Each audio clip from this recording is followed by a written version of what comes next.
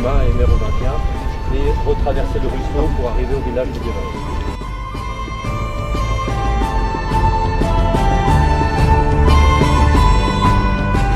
Ce beau projet dans votre village de 400, un peu moins de 400 habitants. On sait bien que de tels projets ne peuvent pas exister sans la coopération de tous. Bien sûr, la volonté d'un conseil municipal et de son maire, mais aussi toutes les associations que vous avez citées et qui sont très attachées à leur village, à commencer par le symbole de votre village, c'est bien sûr le château médiéval de Montcornet. Alors vous dites Montcornet et Montcornu. Le Montcornu, celui-ci. Le Montcornu, celui-ci. C'est le village, c'est Montcornet en Ardennes. Voilà, je ne voulais pas me tromper.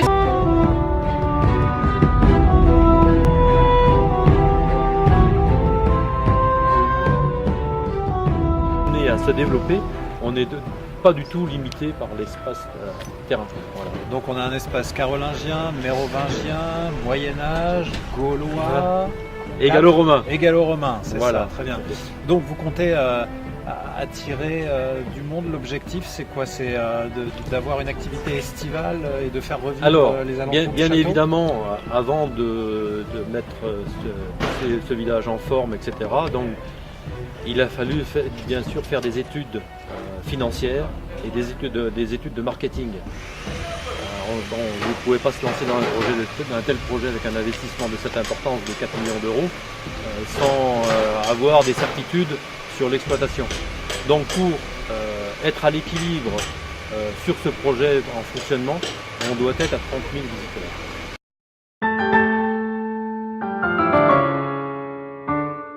À Monsieur François Marchal. Merci beaucoup, bonsoir.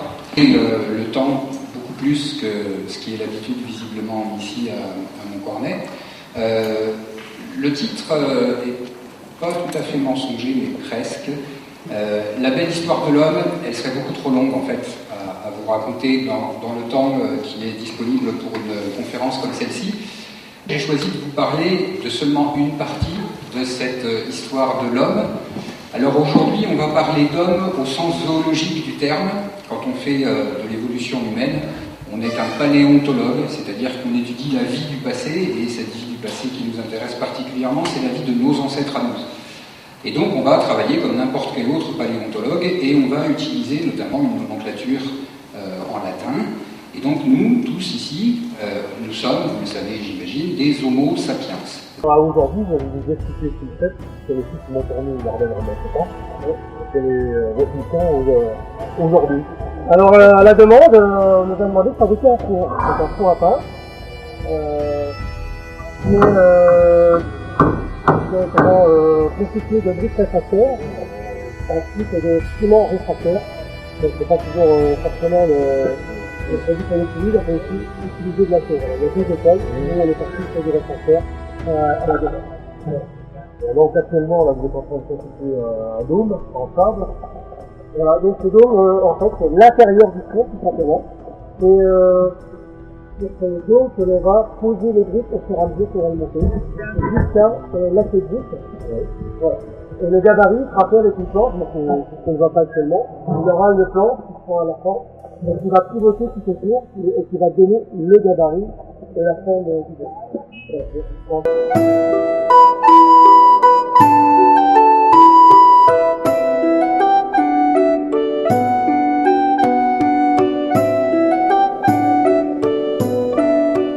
Les Cairosi étaient un peuple celte du nord-est de la Gaule, dont le territoire se situait dans les Ardennes. Ils avaient pour principaux voisins les Condrus, les Burons et les Pémanes. Le pontet qui est lié carrément à la ceinture et pas simplement une suspension, et un fourreau travaillé avec des décorations et une boutrole beaucoup plus travaillée avec de la symbolique, et aussi bien sûr une lame d'une meilleure qualité que les deux autres modèles qu'on a vus auparavant. Les fonderies, on va réaliser des pièces en bronze, essentiellement des bijoux, des boucles de ceinture par exemple. Donc pour ça, on va réaliser des moules en cire perdue, puisqu'on travaille avec de la cire d'abeille mélangée avec du saindoux. Le saindoux, ça va rendre malléable un peu plus la cire d'abeille. Donc la pièce en bronze à l'intérieur, qui va être découverte. Alors elle sort pas exactement comme ça. En vrai, quand elle sort, on a la pièce en totalité avec le pot de poulet et tout le travail de finition à faire. Donc, il va falloir limer, travailler, brosser, tous les détails. Le travail de dinanderie, c'est-à-dire le travail de plaques de métal qui était déjà connu à l'époque celte. Et je travaille plus particulièrement des formes pour réaliser des instruments de musique qu'on appelle le carnix. Donc le carnix, c'est une trompe de guerre celte qui a une forme de pavillon, donc en tête de sanglier.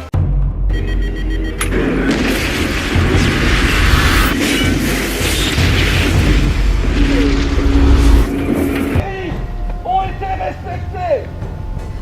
C'est de bon augure pour l'ensemble de la tribu et pour vous-même ici présents. Pour terminer la célébration de la lutte de la période claire contre les ténèbres, les feux vont être allumés et nous allons passer à côté pour être purifiés. Une fois ceci allumé, je vous invite à nous suivre. Suivez-nous!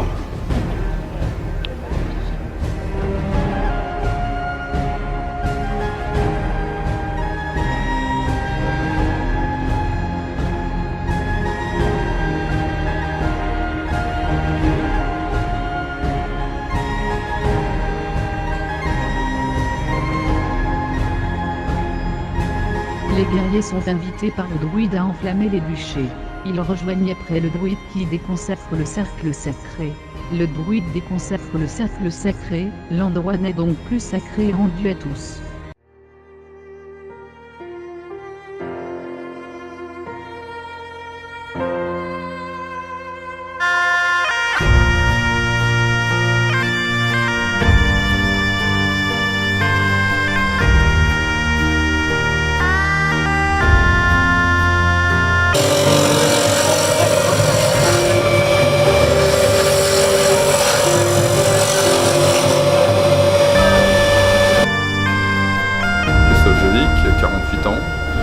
Passionné par les métiers du fer depuis 25 ans. Je collecte du matériel depuis à peu près une vingtaine d'années et je fais des expositions depuis à peu près une quinzaine d'années.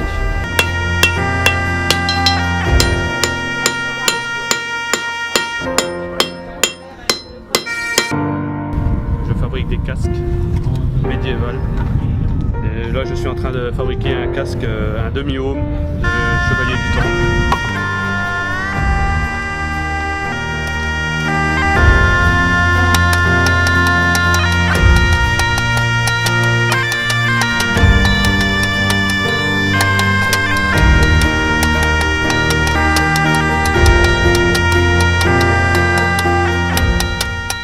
Le lapin angora qui est récolté par peignage, donc à la mue du lapin, c'est-à-dire qu'il n'éprouve absolument rien, le poil est tombé.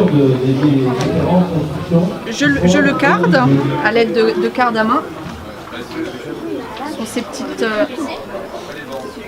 petites brosses qui me permettent de peigner la laine. Ici, on voit la dame qui va filer et c'est elle qui va tirer sur la laine pour dire je dois avoir le fil fin ou plus grand.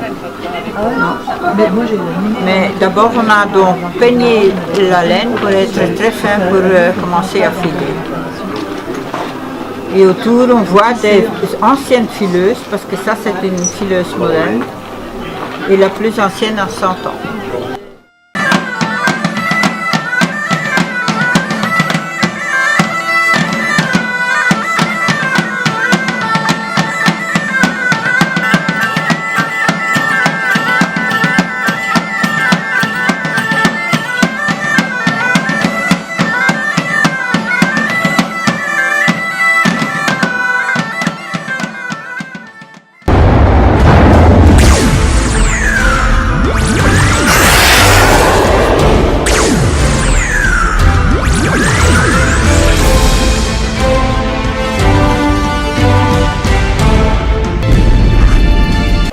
Saluelos, dono cantio, saluelos, dono pelinnos, immi seno deruos, petami sue annexlo de vos. Mesdames, Messieurs, je vous remercie de votre présence et je viens de vous accueillir en langue gauloise. Salutations, noble assemblée, salutations, noble étranger. Je suis Seno Deruos, c'est mon nom de reconstituteur. Je ne suis pas archéologue, je suis un passionné de la période celte et c'est pour ça que j'ai intégré la groupe donc, de reconstitution des Caerosi qui... Cette fois-ci, vous parlez vraiment du sujet qui nous intéresse aujourd'hui, de ces arbres. Parce que c'est l'arbre, c'est le centre sacré, où s'unissent donc différents royaumes. Et l'arbre, lui, est central. Il est là, entre tous ces éléments. Hein. L'arbre, donc, il possède, comme je le disais tout à l'heure, une énergie particulière. Et il va être plein de pouvoirs magiques pour lui. Il disait, gardez-vous de briser les branches d'un arbre. N'oubliez pas que leurs tiges peuvent contenir des corps divins. Antique, les campagnes consacrent encore aujourd'hui à un dieu leur arbre le plus beau. Et c'est vrai que dans de nombreux villages, évidemment dans d'autres régions, malheureusement les guerres sont passées, donc peut-être qu'il y a beaucoup d'arbres qui ont disparu, mais il y a encore dans certaines régions des arbres qui ont des 200, 300, 500 et qui sont vénérés parce que, bon, en fait, il y a tout un patrimoine derrière, toute une histoire, toute une vénération de la population pour leurs arbres.